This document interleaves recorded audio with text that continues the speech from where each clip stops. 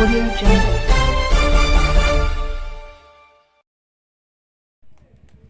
नमस्कार, आप देख रहे हैं प्रभात मंत्र। मैं रुपेश। इस समय मैं आ चुका हूं जैप के धरना स्थल पर।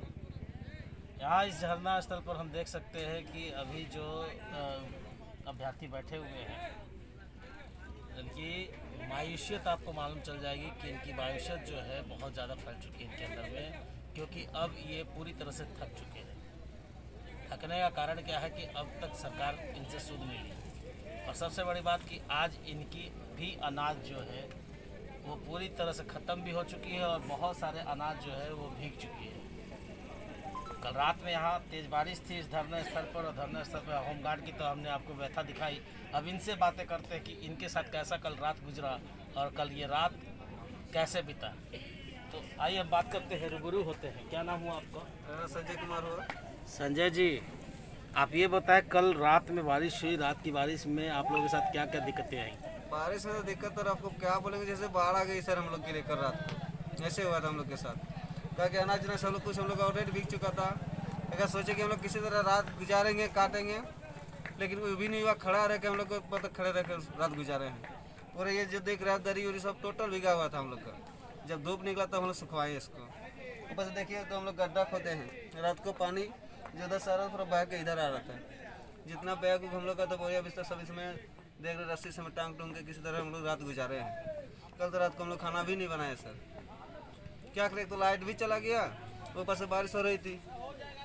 ऐसे ही भूखे मर रहे थे रात को। सुबह हम लोग एक बार अभी खाना बना। आप रात को देखा था कि बैग वैग सब भीग गया था। हाँ और यहाँ पर टांगा हुआ था, एक बल्ली में टांगा हाँ हुआ हाँ। था। इसके साथ में हमने देखा कि एक ये अभ्यर्थी थे। हाँ। कल रात में जो बारिश हो रही थी, उस बारिश में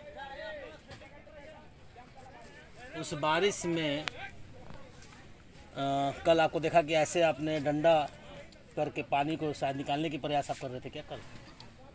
इतना तेज बारिश हो रहा था कि सर सारा दरी और सारा हम भी भीग गए थे। कपड़ा पूरा भीग गया था, और गंजी और जांघिया पे किसी तरह रात गुजारे हैं। और इतना तेज बारिश था कि सारा सब खाने पीने का सामान भी भीग चुका था, और जहाँ तहाँ पानी चू रहा था और जमा हो रहा था, उसी को हम निकालने का प्रयास कर रहे थे। तो अब ये बताइए कि इतना चीज़ आप लोगों ने सहन कर लिया, तेज़ धूप, तेज़ आंधी, बारिश, सब चीज़ आपने कर लिया। 1 महीना हो चले हैं, सरकार अभी तक आपकी बातों को पहल नहीं की है किसी भी तरह से। क्या लग रहा है और क्या है और क्या करने वाले हैं? सरकार को कुछ सुनाई नहीं पड़ रही है। हम धूप तप रहे हैं या बारिश में रह रहे हैं, उससे कुछ लेना देना नहीं है। अब हम लोग जो 5 तारीख को जेल भरो आंदोलन का कार्यक्रम रखा था, वो भी फेल हो चुका है, इसलिए कि मुख्य सचिव के द्वारा फ़ोन आया था, टेलीफोनिक वार्ता मैंने बात हुआ था कि वार्ता आप लोगों की होगी, लेकिन वो भी उसी कारण हम लोग 5 तारीख को स्थगित कर दिया। और अब आगे की रणनीति यही है कि 12 तारीख को हम लोग रुकने वाले नहीं। जेल भरो आंदोलन का कार्यक्रम रखा है, और इससे सूचित करते हैं हम झारखंड सरकार को कि अब हम लोग रुकने वाले नहीं हैं। जो भी होगा, हम लोग ऐसे भी मर रहे हैं वैसे भी मरेंगे। जेल भरो आंदोलन का कार्यक्रम 12 तारीख को रखें। आपके सहयोगी बोले कि जेल भरो आंदोलन 12 तारीख को रखे हुए वो हैं। तो होना ही है सर।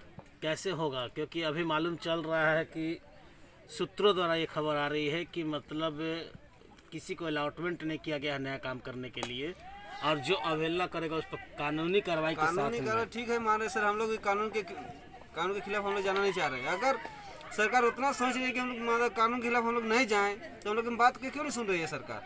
सुने हम लोग की बात। अगर नहीं सुन रही है तो फिर चुनाव फिर क्यों करा रही है? मधुपुर उपचुनाव में वहाँ भीड़ भड़का नहीं हो रही है, वहाँ कोरोना नहीं आ रही है। जो हम लोग 10 लड़का बैठे हुए इसमें आपको कोरोना दिख रहा है आपको। ये पर से ये सरकार की कोई नहीं, हम लोग को ठगने की काम कर रही है सरकार, और कुछ नहीं कर रही है। आश्वासन के आश्वासन पर दे रही है हम लोग को। ये आश्वासन से हम लोग रुकने वाले नहीं हैं। अब जब तक हम लोग मेरिट लिस्ट जारी नहीं करेंगे तो हम लोग इससे भी बड़ा आंदोलन कर सकते हैं। और वो तो हम लोग पूर्ण रूप से बोलबे किए हैं कि मुख्य धारा से भटकाने का काम सरकार कर रही है, और हम लोग करेंगे। अगर सरकार चाह रही है कि हम लोग मुख्य धारा से न भटके, तो हम लोग जल्द से जल्द सरकार से निवेदन है हाथ जोड़ के, तो हम लोग सेकंड लिस्ट जारी करें।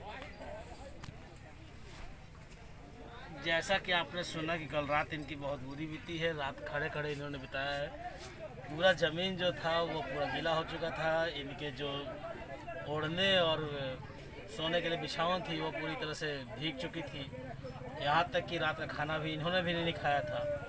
इतनी बड़ी तपस्या ये तो कर तो रहे हैं, लेकिन अभी तक सरकार के कानों में ये चूक नहीं दे रही है, क्योंकि मालूम नहीं कि इनसे एलर्जी क्या है। सरकार किस लिए इनकी बातों को नहीं समझ पा रही है, कहाँ पर त्रुटि है, ये तो अब सरकार ही बता पाएगी इनको। और ये सरकार से सवाल हमेशा कर रहे हैं कि सरकार हमें नियुक्ति दीजिए या फिर हम अपने मुख्य धारा से भटक जाएंगे तो बहुत बुरा होगा। तो आगे क्या होगा, कैसे होगा, ये जानने के लिए आ रही है, कहाँ पर त्रुटि है, ये तो अब सरकार ही बता पाएगी इनको। और ये सरकार से सवाल हमेशा कर रहे हैं कि सरकार हमें नियुक्ति दीजिए या फिर हम अपने मुख्य धारा से भटक जाएंगे तो बहुत बुरा होगा। तो आगे क्या होगा, कैसे होगा, ये जानने के लिए आप हमारे साथ बने रहे, देखते रहे प्रभात पथ। कैमरामैन आकाश के साथ रूपेश कुमार, प्रभात। Audio Jungle.